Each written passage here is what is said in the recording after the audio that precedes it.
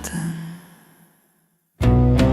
Ah sevgilim, kırmızı gülüm, gecemin ışığı, yüreğimin sesi.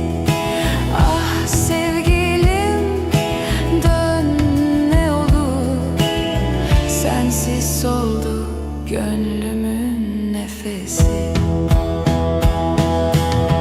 Bir derviş misali yandım aşkına, her nefeste sen varsın canımda.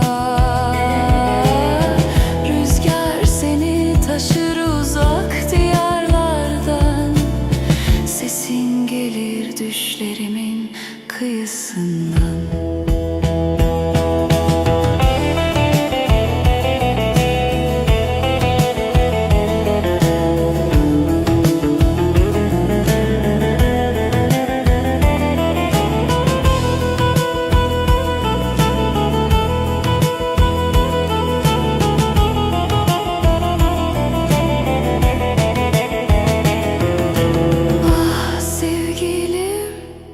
Kırmızı gülüm, zaman geçer, gönül bekler seni.